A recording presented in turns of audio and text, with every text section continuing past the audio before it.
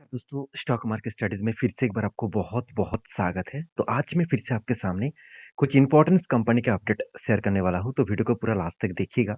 और अभी तक आपने चैनल को सब्सक्राइब नहीं किया, तो जरूर कर लीजिएगा। कंटिन्यूअसली इन्फॉर्मेशन और अपडेट्स पाने के लिए चैनल के ऊपर बने रहिएगा। तो चलो देख लेते हैं कौन सा कंपनी है इस वीडियो के अंदर। फर्स्ट जो कंपनी है जिसके बारे में चर्चा करूँ, उसका नाम है अशोक लेलैंड। देखिए, अशोक लेलैंड के ऊपर बहुत दिनों के बाद मैं वीडियो बना रहा हूँ। और देखिए, इस कंपनी के ऊपर सबसे पहले मैं टेक्निकली चार्ट पैटर्न्स के ऊपर जाऊँगा। देखिए, बहुत दिनों के इंतज़ार के बाद, यहाँ पे बहुत दिनों के इंतज़ार के बाद मतलब आप अगर देखेंगे लॉन्ग जर्नी के बाद, यहाँ पे क्या बना? यहाँ पे एक कप बना और उसके बाद एक बार हैंडल पैटर्न क्रिएट हुआ। और फाइनली हैंडल पैटर्न क्रिएट होने के बाद देखिए 2018 से लेकर एक बड़ा-सा कप बना। मतलब इतने दिनों तक कंपनी ने कुछ मोमेंटम नहीं किया था। फाइनली इसको ब्रेकआउट किया तो थोड़ा-सा तो टाइम लगेगा उसको ऊपर जाने में।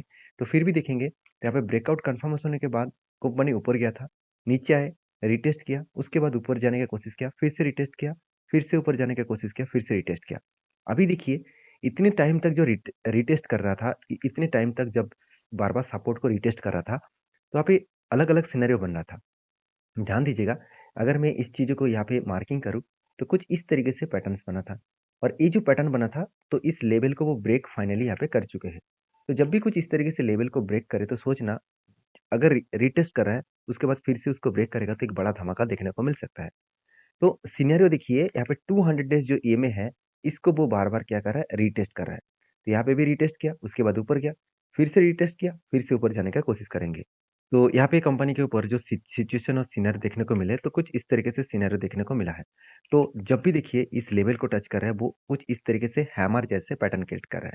यहाँ पे भी देखिए कुछ इस तरीके से हैमर जैसे पैटर्न क्रिएट किया। इसका मतलब है, जब भी इस सपोर्ट को वो टच कर रहा है, वो एक सपोर्ट को मतलब सपोर्ट के हिसाब से देखा। और बायर यहाँ पे क्या हुआ, एक्टिव भी हो चुके हैं। देखिए बायर का वॉल्यूम कितना हाई है। तो जब भी इस लेवल में सेलर एक्टिव होने का कोशिश कर रहे हैं, तभी वॉल्यूम लो हो रहा है। इसका मतलब सेलर ज़्यादा एक्टिवेट नहीं है, बायर जितना एक्टिवेट है। तो मुझे लग रहा है कि इस लेवल को फिर से अगर ब्रेकआउट करेगा, तो एक बड़ा मोमेंटम देखने को मिलेगा, क्योंकि 200 डेज़ ईएमए वो अप ट्रेंड में जाने के लिए कोशिश कर रहा है। तो मैं इस कंपनी के ऊपर बुलिश हूँ। और आपकी क्या राय है ज़रूर कमेंट्स करना। और मैं बुलिश सिर्फ चार्ट पैटर्न के ऊपर नहीं, कंपनी का परफॉर्मेंस के ऊपर भी हूँ। जैसे आप देखेंगे, तो सेल्स लगातार कंपनी क्या कर रहा है, बढ़ाते चले गए।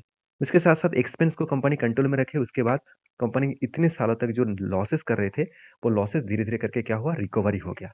और एक अलग लेवल का कंपनी का नेट प्रॉफिट यहाँ पे देखने को मिले।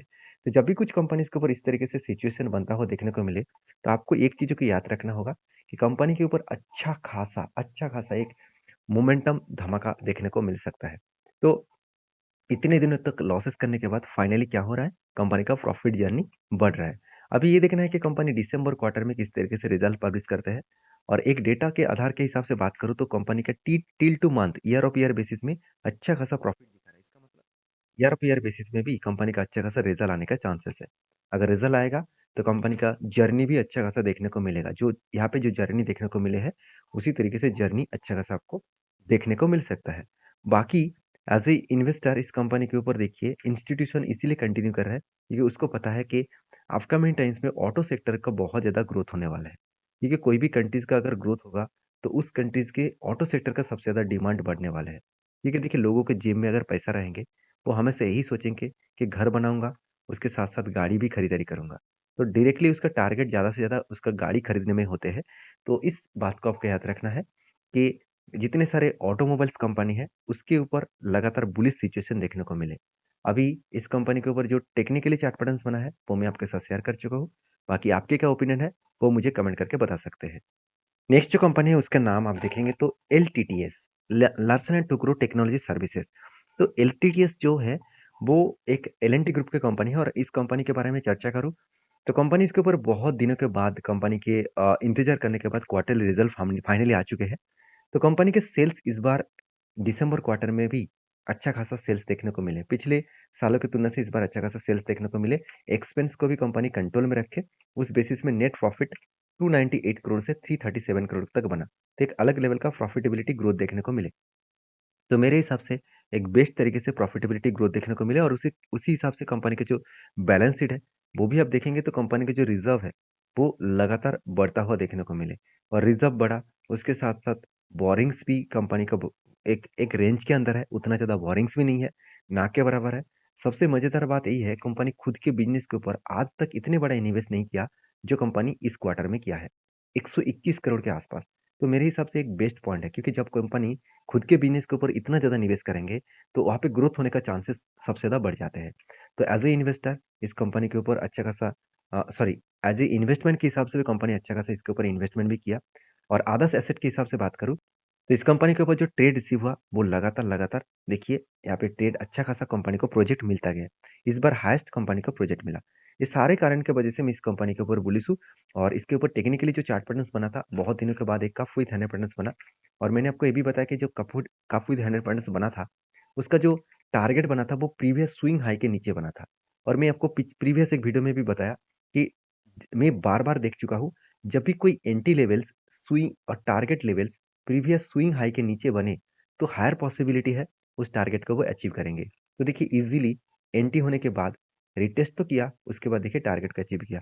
तो कहने का मतलब है कि प्रीवियस लेवल का हाई के नीचे अगर एंटी बने, तो वो किस तरीके से परफॉर्मेंस करता है? कुछ इस तरीके से यू जैसे पैटर्न क्रिएट करता है। उसी लेवल तक जाने की वो कोशिश करेंगे। तो इसका मतलब यहाँ पे आप कहेंगे सर कि हाँ, इस जगह पे फिर से एंटी होने का चांसेस है क्योंकि यहाँ तक तो टारगेट है। देखिए यहाँ पे मैं कोई एंटी नहीं लूँगा क्योंकि मैं इंतज़ार करूँगा इस लेवल तक जाने के लिए और जाने के बाद अगर यहाँ पे रिटेस्ट करे, कुछ टाइम बिताए, उसके बाद एक फिर से एक बड़ा-सा यहाँ पे क्या बन सकता है, उसके बाद एक बड़ा-सा कप बनेगा क्योंकि यहाँ से लेकर यहाँ पे एक कप बनेगा, उसके बाद एक शोल्डर बनेगा, सॉरी कप विथ 100 पैटर्न्स बनेगा, तो फाइनली उसके लिए मैं इंतज़ार करूँगा। फिलहाल के लिए मेरा जो टारगेट था वो अचीव हो चुके हैं क्योंकि एंट्री लेवल यहाँ पे था और टारगेट ऑलमोस्ट अचीव हो चुके हैं और कोई छोटा-मोटा टारगेट नहीं मिला। 1 सॉरी 158 डेज़ में 29% के आसपास यहाँ पे टारगेट मिला है। तो एक बहुत बड़ा अचीवमेंट है मेरे हिसाब से। तो बाकी आपके क्या राय है इस कंपनी के ऊपर ज़रूर कमेंट्स करना। नेक्स्ट जो कंपनी है उसका नाम है बर्जर पेंट। देखिए बर्जर पेंट इंडस्ट्रीज़ के सिचुएशन थोड़ा-सा अभी भी करेक्शन में है क्योंकि पेंट इंडस्ट्रीज़ का डिमांड बीच में एक बहुत कम हो गया था क्योंकि क्रूड ऑयल का प्राइस बढ़ गया था और करंट जो क्रूड ऑयल का प्राइस है एक रेंज के हिसाब से है और बर्जर पेंट के ऊपर जो क्वार्टरली रिजल्ट है वो अभी तक नहीं आया। तो मैं इंतज़ार कर रहा हूँ क्वार्टरली रिजल्ट का और अभी एक अंदाज़ा मैं आपको दे रहा हूँ कि क्वार्टरली रिजल्ट किस तरीके से बन बन सकता है। ध्यान दीजिएगा टिल 2 मंथ मतलब कंपनी करंट जो ईयर चल रहा है, उस सिचुएशन में करंट जो टाइम चल रहा है, उस हिसाब से कंपनी के जो सेल्स है, वो किस तरीके से ग्रोथ हुआ और प्रॉफिट मार्जिन किस तरीके से ग्रोथ हुआ आप देख सकते हैं। 1000 करोड़ के आसपास देखने को मिला है। जो नेट प्रॉफिट लगातार क्या हो रहा है, एक बढ़ता हुआ देखने को मिले। अलग लेवल का नेट प्रॉफिट यहाँ पे ग्रोथ होता देखने को मिला है। तो मेरे हिसाब से नेट प्रॉफिट जो है वो कुछ इस तरीके से सिचुएशन में देखने को मिले क्योंकि कंपनी के ऊपर जो नेट प्रॉफिट है वो यहाँ पे लगातार ग्रोथ होता देखने को मिला है। तो एक अलग लेवल का नेट प्रॉफिट ग्रोथ होता यहाँ पे देखने को मिले है। तो मैं ज़रूर कहूँगा इस कंपनी के ऊपर आपको सोचकर और समझकर काम करना पड़ेगा। तो एज़ ए सेल्स के हिसाब से सेल्स तो बढ़ा, प्रॉफिट भी बढ़ा और सीएजीआर परसेंटेज भी बढ़े और उसके साथ-साथ रिटर्न ऑफ इक्विटी भी बढ़ा। तो जो कंपनी के सारे पॉइंट्स बेस्ट है और उसके साथ-साथ कंपनी के बैलेंस शीट में खुद के बिज़नेस के ऊपर देखिए 125 करोड़ इस बार लगा है और कंपनी का बोरिंग्स भी थोड़ा-सा बढ़ा, कोई बात नहीं, कंपनी का बोरिंग्स कितना है देख बता दूँ, 0.24% के आसपास, इसका मतलब 0.50 के नीचे है। तो बोरिंग्स ठीक-ठाक कंपनी का काम कर रहा है। उसके साथ-साथ कंपनी के अगर प्रॉफ़िट एंड लॉस के बारे में चर्चा करूँ सॉरी कंपनी के बैलेंस शीट में और एक बात आपको दिखा दूँ, वो है कंपनी के ट्रेड्स रिसीवेबल मतलब कंपनी को कितना प्रोजेक्ट मिला। कंपनी को इस बार काम मिला करीबन 1600 करोड़ के आसपास। तो जब इतने सारे पॉइंट्स पॉजिटिव है और उस टाइम शेयर के ऊपर एक मतलब करेक्शन मूड है, तो उसमें आपको एक अपॉर्च्युनिटी ढूँढना चाहिए। तो पहले ही मैं एक अपॉर्च्युनिटी ढूँढकर काम कर रहा हूँ। मुझे कप विद हैंड पैटर्न्स मिला और एक बार नहीं 3-3 बार यहाँ पे पैटर्न बना। फाइनली यहाँ पे ब्रेकआउट होने के बाद एक लंबा जर्नी हुआ था और आपको देखिए प्रीवियस एक स्विंग हाई था, उसी रेंज के नीचे ही इसका एंट्री बना था। तो एक बहुत बड़ा अपॉर्च्युनिटी है। इस अपॉर्च्युनिटी को मैं खोना नहीं चाहूँगा क्योंकि यहाँ पे मैंने जो एंट्री लिया, उस हिसाब से देखूँ तो मेरे एंट्री के बाद यहाँ पे बिग करेक्शन भी हुआ और यहाँ पे एक स्ट्रांगली वो सपोर्ट को बार-बार रिटेस्ट कर रहा है देखिए। यहाँ पे रिटेस्ट किया, ऊपर गया, फिर से रिटेस्ट कर रहा है, फिर से ऊपर जाने का कोशिश कर रहा है। तो कहने का मतलब है 2 तरीके से यहाँ पे सपोर्ट बनेगा। पहले यहाँ पे एक सपोर्ट है और दूसरा यहाँ पे एक सपोर्ट बनेगा। तो अगर इस लेवल में आए, तो फिर से यहाँ पे रिवर्सल करने का वो कोशिश करेंगे।